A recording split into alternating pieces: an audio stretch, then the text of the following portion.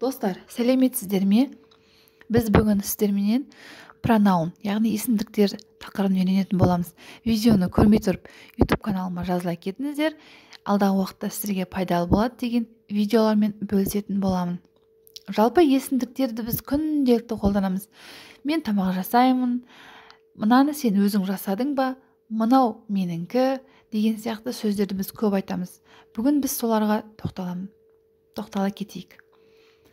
Ағылшын тілінде есімдіктің көптеген түрлері бар. Ең маңыздыларын атап өтетін болсақ, бірінші personal болған жай ғана есімдіктер, мысалға I, мен, me, маған.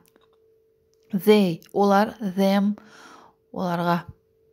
He, ұл балаға, ол, him, оған. She, оған, her, оған. It, бұл.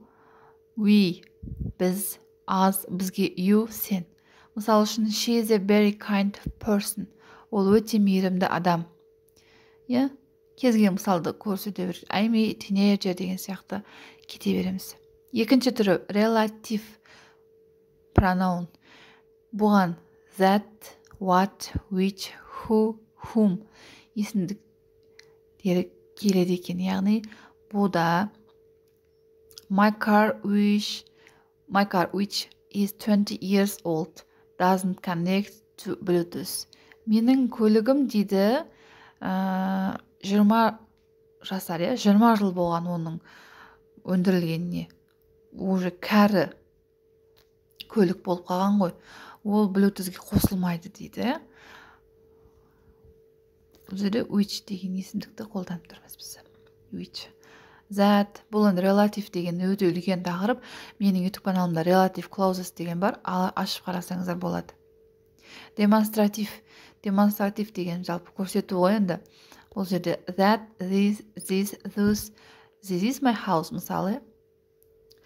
That, this, туысқада менің YouTube каналымда видео бар. Толыққанды түсіндірілген. Қарасаңыздар болады. Бұл менің үйім. Indefinite. Бұл жерде мысалдар one, біреу, other, some, none, everybody, anybody, no one, nobody, both. Әрқайсының өзінің жеке-жеке аудармалары бар.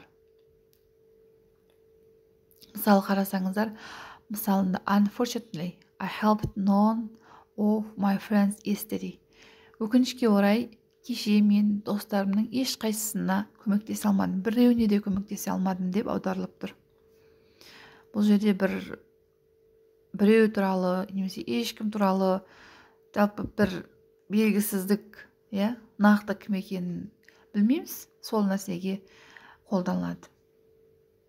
Reflexive. Myself, yourself, yourselves, themselves, herself, himself, oneself, itself, ourself.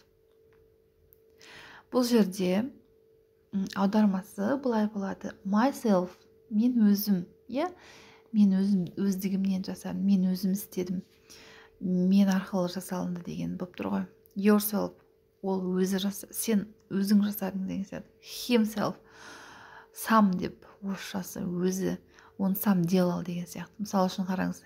He made himself a sandwich. Ол сэндвичті өзі жасап алды, өз-өзіне қызмет жасап, өзі жасап алды.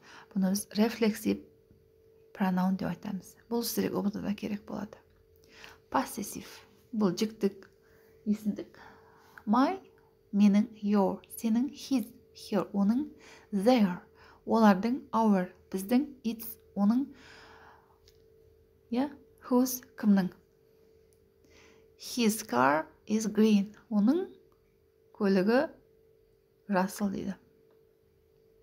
Оның көлігі жасыл. His. Менің көлігім ақ деген сияқты кете береді.